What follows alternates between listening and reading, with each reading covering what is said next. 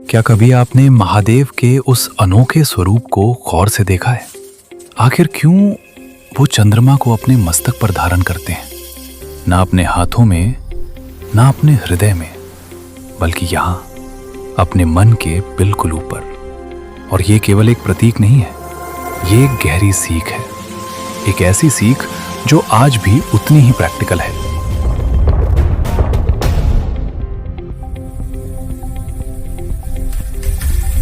चंद्रमा प्रतीक है समय का। ये निरंतर बदलता रहता है। कभी ये पूर्ण होता है तो कभी बिल्कुल ओझल। ठीक हमारे जीवन की तरह डेडलाइंस बदलती हैं, हालात बदलते हैं, लोग बदल जाते हैं। चंद्रमा को अपने शीश पर धारण कर महादेव हमें यही सिखाते हैं, समय तुम्हारे इर्द गिर्द चलना चाहिए, तुम्हारे भीतर नहीं। जीवन अपनी रफ्तार से भागेगा, पर जरूरी नहीं कि तुम भी उसके साथ भागो। हमारे शास्त्रों में चंद्रमा का सीधा संबंध हमारे मन और भावनाओं से है। कभी मन शांत लगता है, कभी बेचैन, तो कभी बिना किसी साफ वजह के गुस्सा भी आता है। शिव भावनाओं को नष्ट नहीं करते, वे बस उन्हें अपनी चेतना से, अपनी अवेयरनेस से ऊपर रखते हैं। इसका अर्थ है महसूस सब कुछ करो, पर भावनाओं को ये मत तय करने दो कि तुम कौन हो। तुम तुम्हारा डर नहीं हो, तुम तुम्हारा दुख नहीं हो, तुम तो वो हो जो इन सब को देख रहा है, एक साक्षी की तरह। शिव इस सृष्टि की सबसे प्रचंड शक्ति है, फिर भी वो चुनते हैं चंद्रमा को, जो शीतल है, सौम्य है और मौन है। ये हम सबके लिए एक संकेत है।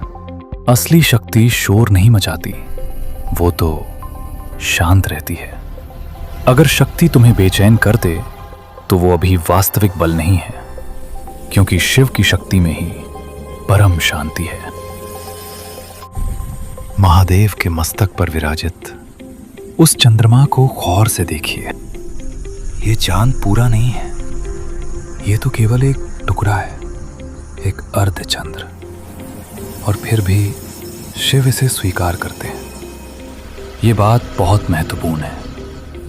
मूल्यवान होने के लिए तुम्हारा पूर्ण होना जरूरी नहीं, तुम्हें बस निरंतर बढ़ते रहना है। इसके पीछे एक बहुत सुंदर कथा भी है। जब चंद्रमा को मिटने का श्राप मिला तो सारे संसार ने उनसे मुंह मोड़ लिया, किंतु शिव ने उनका साथ नहीं छोड़ा।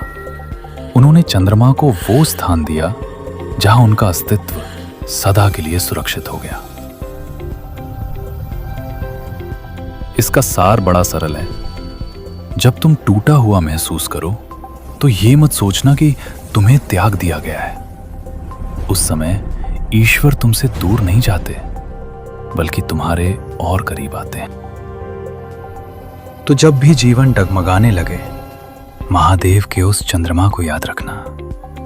भावनाओं को आने और जाने दो, समय को बीतने दो, पर जागृत रहो, स्थिर रहो, बिल्कुल शिव की तरह।